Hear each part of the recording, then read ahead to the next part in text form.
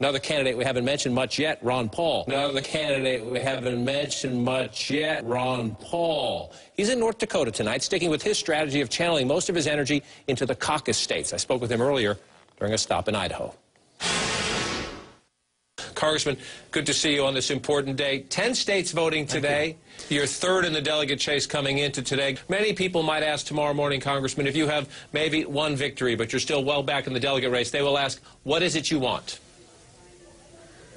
Well, we want a lot more delegates, and we haven't even counted the delegates, The delegate process that has been started in the last couple of months won't finish for another 2 months, so we don't know. So we got to count the delegates before we make any decisions.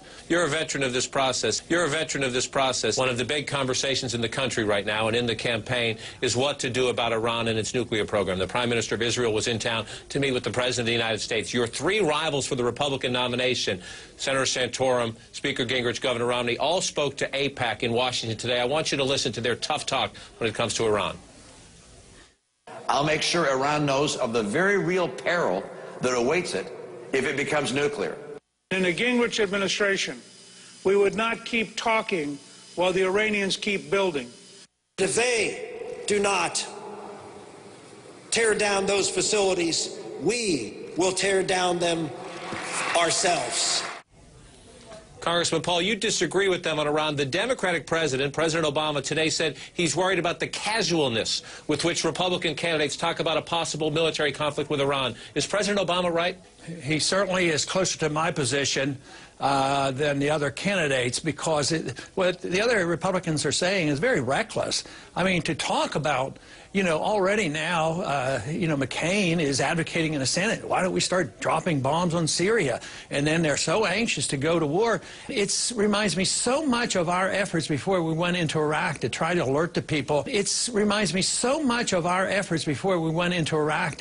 Look, let's pay attention to what's going on. Let's find the facts. But, Iraq was not a threat. They didn't have weapons of mass destruction. There was no al-Qaeda. I think the same thing is going on here. There is no evidence whatsoever that the Iranians have or are on the verge of getting a nuclear weapon, according to our own military people, our own CIA, according to the UN. So I think it's blown way out of proportion. It's very reckless and very dangerous. And the last thing this country needs, and our military agrees, is another war.